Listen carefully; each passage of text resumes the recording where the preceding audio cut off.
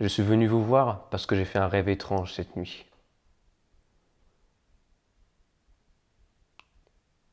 J'ai rêvé que j'étais dans votre maison, sauf qu'il faisait nuit. J'a- J'avais peur. Je suis allé voir dans votre chambre, vous étiez endormi.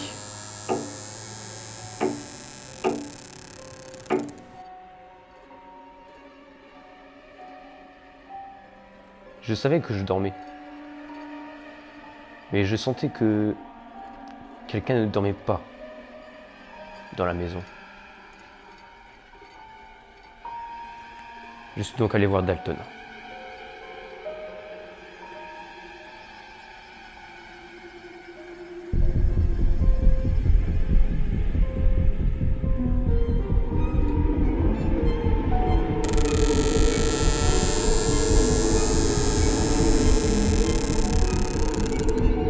Il y avait quelqu'un avec lui. J'ai vu sa silhouette dans l'ombre. Je lui ai demandé qui il était. Il m'a répondu qu'il était un visiteur. Je lui ai demandé qu'est-ce qu'il voulait.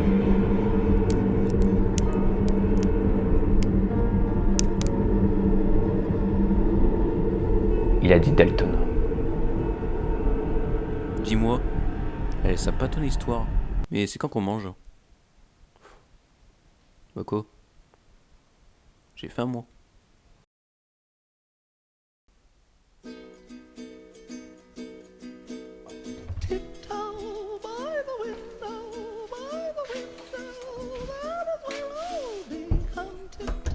Et hello les survivants, j'espère que vous allez bien. Aujourd'hui, je vais vous parler d'un film d'horreur de possession sorti en 2010, où l'histoire d'une famille composée d'un père, une mère et 3 enfants va plonger dans un cauchemar horrible. Imaginez que vous ayez la possibilité de voyager dans le royaume des morts, seulement avec votre esprit en laissant votre corps vide, et que par malheur, vous vous perdez dans ce lieu hostile. Que feriez-vous? Laisserez-vous la peur et le désespoir vous envahir? Ou alors chercherez-vous coûte que coûte à regagner votre corps? Bienvenue dans Inside Use.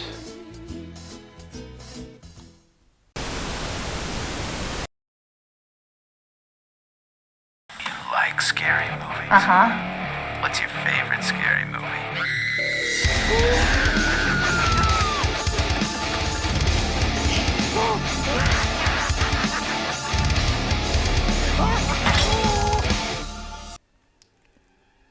Inside Use est un film d'horreur de possession réalisé par James Wan en 2010. James Wan est un scénariste, producteur et réalisateur sino-malaisien australien. Il a réalisé plusieurs autres films célèbres tels que Saw, Dead Silence, Conjuring de C. Warren et même Inside Use chapitre 2. Mais bon, je ne vais pas trop parler de lui car j'en ai déjà dit beaucoup sur sa personne sur la vidéo de l'analyse du film d'horreur Conjuring de C. Warren que je vous conseille d'aller voir. Il y a en tout 4 chapitres de Inside Use dont les 2 premiers sont réalisés par James Wan. Maintenant, passons au scénario du film Inside Use, si vous le voulez bien. Nous suivons ici l'histoire d'une famille avec un père, Josh, sa femme Renée, et 3 enfants dont un bébé qui vivent leur vie dans le calme et la bonne humeur. Enfin, pour le calme, on n'y est pas encore, on va dire. Service facturation. Oh le moi. Non, allez, service facturation. Non, arrête. Maman, je paye pas. Ça fait 1 heure que je passe le mois. Non. Tiens, Foster. C'est pas un bol, ça. Eh ben, débrouille-toi. Parlez à un conseiller. Parlez à un conseiller. Quand un jour, tout bascula lorsque l'un de leurs fils Dalton, plongé dans une sorte de sommeil profond, ne se réveille plus. Il n'est pas dans le coma. Ils ne savent pas ce qu'il a.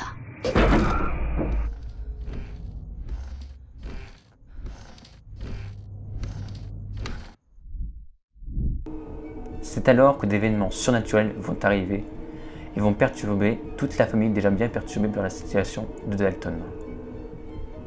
Apparition fantomatique, murmure dans le babyphone, lumière qui clignote. Mais bon, ça c'est pas encore très grave par rapport à ce qui va arriver après. Je connais quelqu'un qui peut vous aider. On a mesuré le spectre électromagnétique dans toute la maison. Fil électrique, radio. Je ne crois pas que ce soit un problème de fil mal isolé. Je veux qu'on s'en aille. Je veux partir de cette maison.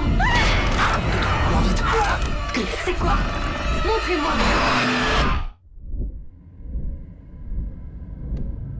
Ce n'est pas la maison qui est hantée.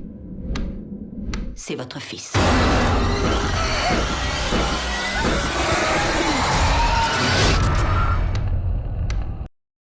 Attention, c'est à partir de là que je pourrais potentiellement spoiler un peu. Donc, si vous n'avez pas vu le film dans son intégralité, je vous conseille de partir jusqu'ici. Le film Inside Use a été présenté au Festival international du film de Toronto en 2010, qui est un festival de cinéma annuel non compétitif au Canada. Le film contient plusieurs acteurs célèbres qui ont déjà joué dans d'autres films d'horreur. Il y a par exemple Leigh Whannell, qui est acteur jouant un chasseur de fantômes s'appelant Specs, mais qui est aussi le scénariste du film. Il a déjà joué avant Inside Use dans Saw 1 et Saw 3. Il y a aussi Rose Byrne, qui joue la mère Renée et qui avait déjà joué dans 28 semaines plus tard. Et enfin, il y a Lynn Shay, qui joue Elise, une expertise du médium. Elle a joué avant dans Les Griffes de la Nuit de 1984, Freddy sort de la nuit, Dead End et 2001 Maniac. J'aurais pu citer aussi Patrick Wilson, mais Inside Use fut son premier film d'horreur. Après, il jouera dans la saga Conjuring. L'histoire de Inside Use était inspirée d'une histoire de la grand-mère de James Wan, qui disait qu'il ne fallait pas dessiner sur le visage des gens qui dorment, parce que quand nous dormons, notre âme se projette à l'extérieur, et quand on se réveille, si quelqu'un a dessiné sur notre visage durant notre sommeil, alors on ne reconnaît plus notre corps.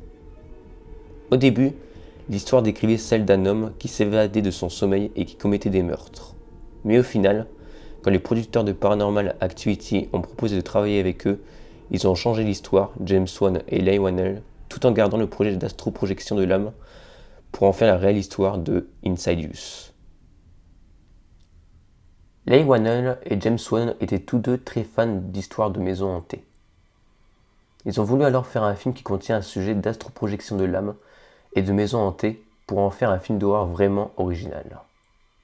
James Wan a même dit qu'il s'est un peu inspiré de Poltergeist pour le réaliser, qui est un film qui l'a beaucoup marqué.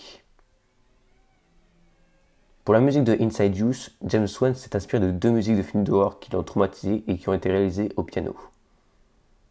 Dead of Night et Black Christmas. Leigh Whannell lui a proposé au début un style de musique qu'il aimait écouter pendant qu'il écrivait le script. James Wan a demandé à Joseph Bishara de réaliser la musique grâce à tous ces éléments. Joseph Bishara qui joue aussi le démon au visage rouge dans Inside Use. Deux rôles magnifiques d'un film superbe.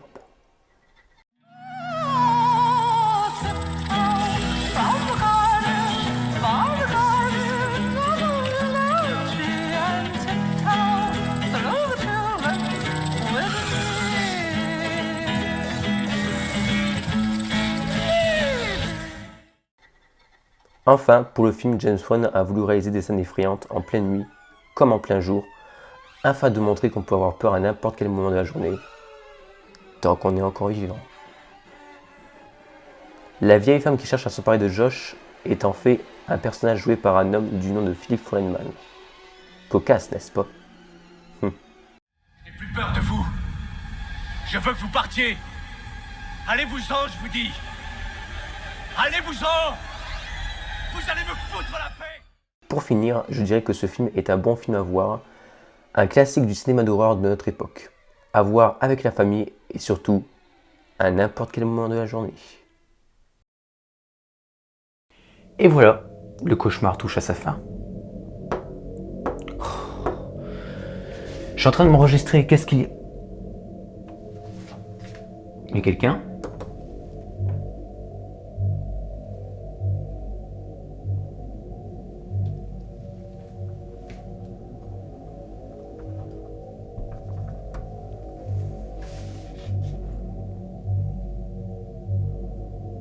À moins qu'il ne fait que commencer.